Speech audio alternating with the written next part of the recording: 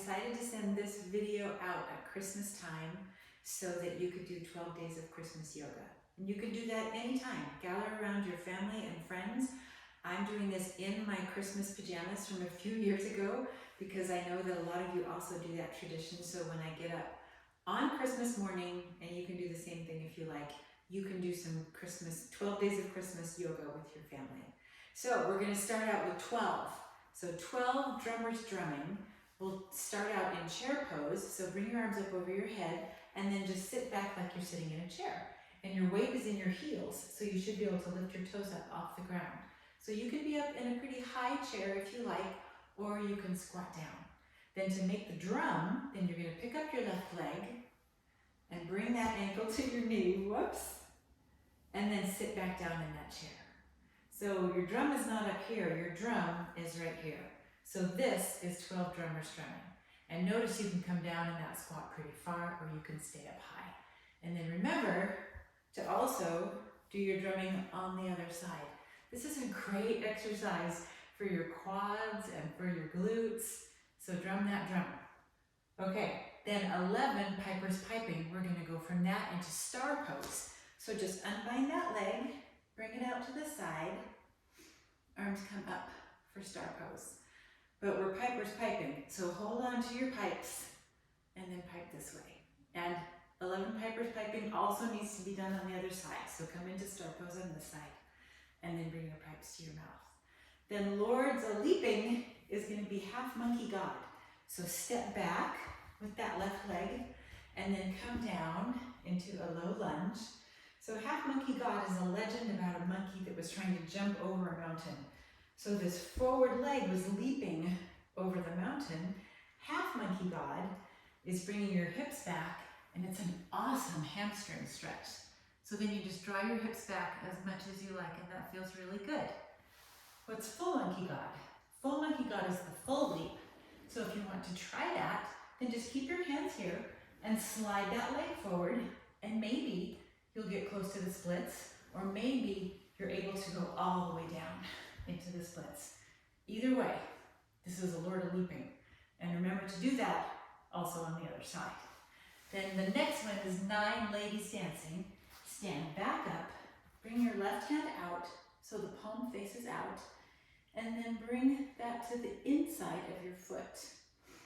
Arm comes up on the right side, and then instead of trying to lift your foot with your hand, press your foot into your hand, and that will naturally bring your leg back for what's called Royal Dancer, which is perfect for ladies dancing. And yes, you also do that one on the other side. So palm comes up, hand goes to the inside of your foot, stretch up and press that foot back. And you can bring that foot up as high as you like. That's about as far as I can go. That's your ladies dancing. Maids a milking. What do you milk? Well, here in America, we milk cows. So we're gonna get down on hands and knees and do cow pose. So hands are right underneath your shoulders and hips are right over your knees. So you're not back like this or forward like this. Perfect tabletop position. Then cow pose is bringing your head up and your hips up at the same time. And you feel that stretch in your abs, which feels so good. And then if you want to go into cat pose from here, then round your back, drop your head. These are awesome counter poses, and they're wonderful to warm up in the morning. They're really, really good for you if you need to do some pelvic rocking. For instance, if you're expecting a baby. I'm not expecting any more babies. So this is cat and cow, but you know what? If you've got cows in a barn, there's going to be cats in there too. So there you go. There's your maids a milking. And you don't need to do this on 2 sides because you're doing both sides at once. Then from here, we're going to do swans a swimming, and we'll do pigeon pose for that. So I like to go into pigeon from down dog. So just curl over those toes into your down dog pose. Then bring your feet together, swing your left leg up, and then bend that knee and swing it through. And come down into pigeon pose. So pigeon pose is this knee is forward, leg is bent, and then you're just going to walk your hands forward, and you feel a great stretch in your hip right here. I'm going to show you the other side, because you don't get a real good view of my foot here. So when you switch, then curl that toe under, press your hands into the ground, lift that leg up, and then swing it up again, and then we'll switch legs. So this time is right leg, bend that knee and swing it through, and now you can see a little better on this side. Make sure that toe is a natural extension of your foot, so it's not wonky one way or the other. This foot is flexed at 90 degrees. And then if you're feeling like this doesn't open your hip very much, then you make it harder by bringing that foot up and away from your hip. And now my hip is feeling lots of sensation, which is exactly what you want. And in all yoga poses, you want lots of sensation but no sharp pain. Then from here, if you'd like to, then you can walk your hands down and even just lay your head right on the mat. So that's Swanza swimming, because it looks very royal, just like a swan does. Next one is geese a-laying, and that is Malasana, which is one of the best poses in yoga for me. So first, we'll do that same thing. Press those hands into the mat, curl that toe under, press up, swing that leg back up, and then we'll come into Malasana, which is a low squat. So you can start standing if you like, toes are out, ankles are in, hands to prayer, drop down for Malasana. Now most of the time when you drop down, then you have to kind of scooch back and forth to get yourself in the right position. So what if you can't get your heels all the way down? That's fine. You can actually grab a couple of pillows or a block or a stack of books, and then if you're way up here on your toes, then you can just bring your hips down to rest. You want it to be comfortable, but also feel the stretch on your inner thighs. It's also really great for actually all of your posterior chain, for your glutes and for your hamstrings. It's good stuff. Okay, so this is Malasana, but we're calling this geese a-laying, because if I were a goose, this would be the position that I would take to lay an egg. Okay, then from here we're gonna go to 5 golden rings. So I'm gonna toss those pillows aside and sit all the way down into butterfly stretch. So in butterfly stretch, you've got the bottoms of your feet together and knees are out. And you can do this a few different ways. This is your ring, 5 golden rings. So if your feet are way out in front, I'll turn to the side so you can see that a little bit better. Then you can bring those hips forward, and it's a wonderful hip stretch. I feel that all the way in the back. Make sure that your back is nice and straight as you pull that over. So when I mean straight, I mean from your hips up to your head. So you're not hunching like this, because that's just gonna make your neck sore. So nice straight back, then pull yourself forward.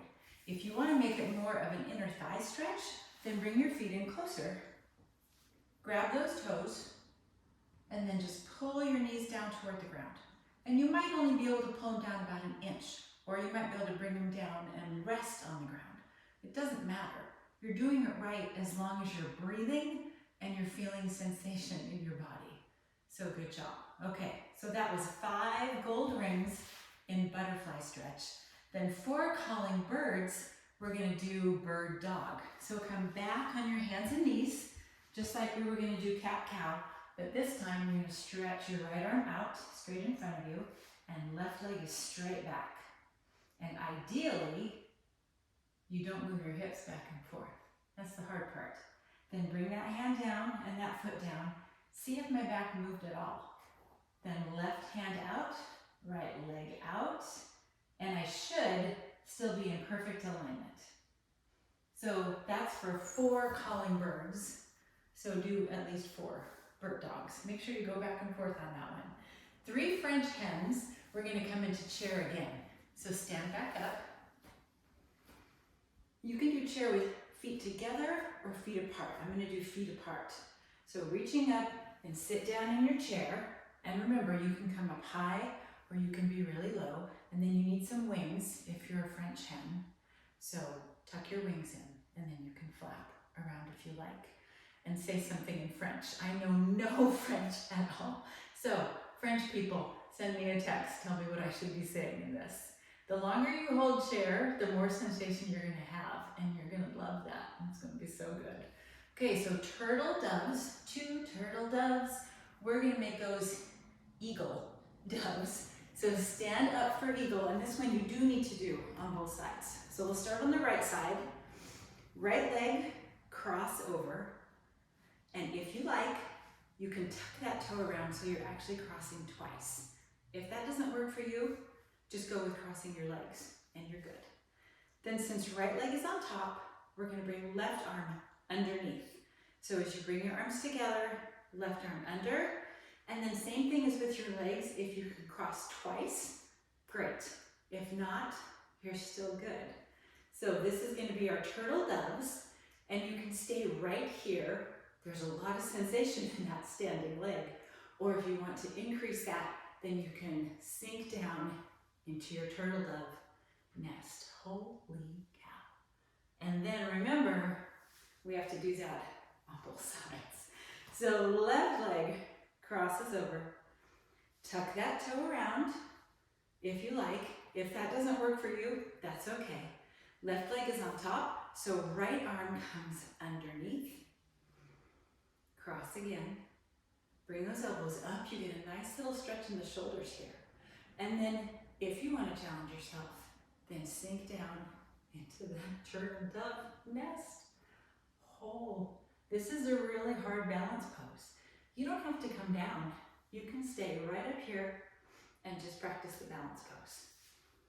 That was 2 turtle doves. And last is, sing it with me, and a partridge. I'm out of breath in a pear tree. I'm doing all the work here, guys. Okay, so tree pose, everybody knows.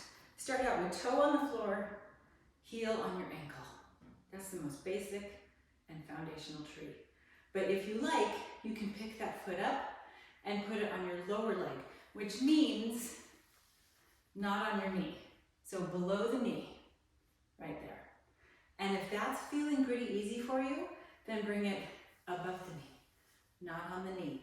And also, tree is an active pose. So you're not just relaxing here. This foot is pressing into my inner thigh. And my inner thigh is pressing back out at my foot. So I'm engaging my quads in this leg, my glutes on both sides. Where's the partridge? Okay, we need a nest for a partridge. So partridge nest can be out in front of you, if you like. It can be in one hand, looking up. It could be over your head. You get to make that up as you go along. But yes, you do also need to do this one on the other side. So if you want to sing all of the animals, and why would you get all those presents from someone that loves you? You'd have bird mess all over your house. Either way, as you go through them, you can think about that. There's your partridge in a pear tree. Merry Christmas to you. I hope that you get to experience love and joy and chocolate and maybe even a couple more treats on Christmas.